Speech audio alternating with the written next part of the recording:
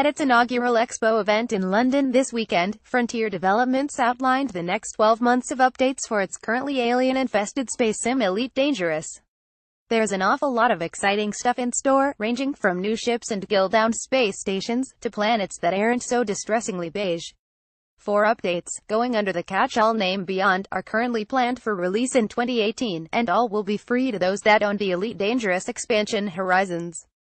There's a real mix of additions throughout the year, but the general focus appears to be on delivering new quality-of-life features and on deepening the game's core, rather than the kind of banner feature additions that have marked Elite's currently ongoing second season. Frontier's initial Q1 update for 2018 is designed to lay the groundwork for a much larger update due toward the end of the year. A lot of this stuff is exciting largely because it sees Frontier directly responding to fans, and shaking up some of Elite's more consistently maligned mechanics. There will, for instance, be updates to Elite's weirdly implemented engineers system, so that the time-consuming process of upgrading top-tier ship parts no longer has the arbitrary potential to result in a downgrade instead. Elsewhere, the galaxy's AI authority ships will be improved to give the in-game concept of crime and punishment a better focus, and trading will be augmented with more detailed, useful trade data.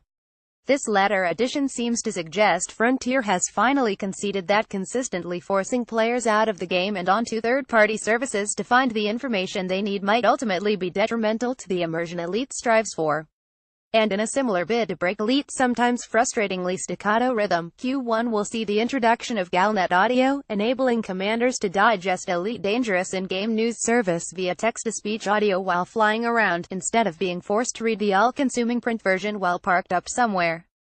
Elite's Q1 update will also bring an enhanced focus on personal narrative, giving solo players longer-term goals that go beyond grind to get all the ships. This will offer a way to acquire some impressive-looking but mysterious new tech, and appears to be tied into the re-emergence of the Guardians, a shadowy race that, based on everything we know so far, doesn't seem to get on too well with the Thargoids. Additionally, the early part of next year will finally see the introduction of proper wing missions, offering meaningful in-game missions and coup activities for groups of player ships to engage in beyond mere aimless space wandering. There'll also be 2 new ships to start saving for the Chieftain, the first Alliance-specific ship, and the Krait, based on a ship design from the original 1984 Elite. Perhaps most exciting of all, though depending on your own personal priorities, of course, is the news Frontier will be radically improving its planetary rendering tech in the Q1 update.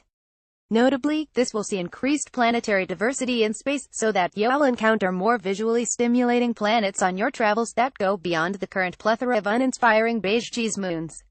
The middle of Frontier's year of updates is a little less clearly defined at present, although more new missions, ships, and scenarios are currently on the cards. It's in Q4 that the big guns come out, with the promise of some significant upgrades to the core game.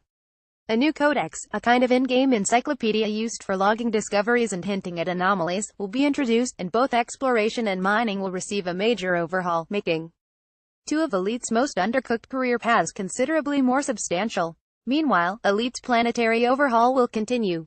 An improved lighting model will offer visual enhancements to both space and planetary surfaces, and new rock formations and ambient effects such as fog and vapor should make planets feel more diverse, authentic, and less like slightly knobbly pudding. There's also concept art for what looks like a landable ice planet, replete with imposing ice formations. Gal Netflix and chill. Q4's biggest addition though is Squadrons, essentially large-scale in-game guilds with proper player hierarchies. Excitingly, Squadrons will be able to purchase fleet carriers, large, dockable vessels that then function as the base of operations for squadrons, offering members the same respawn, refuel, and rearm options found in current stations. If all that seems a little too far off to truly excite though, Frontier has teased a few tidbits of things to come in its currently ongoing 2.4 Thargoid narrative.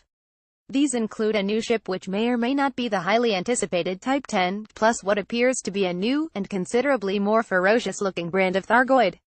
There are also hints that large-scale Thargoid attacks on stations might be imminent, with Frontier's 2.4 sneak peek trailer showing a station interior on high alert. So all in all, 2018 should be a busy year for Elite, and one that has the potential to be its most meaningful yet. Many of Elite Season 2 updates, such as planetary landings and multi-crew, while exciting in their own way, have felt underdeveloped, falling considerably far from reaching their full potential. The year of free updates designed specifically to plug in the gaps might just leave Frontier's ambitious space sim in the healthiest state it's ever been.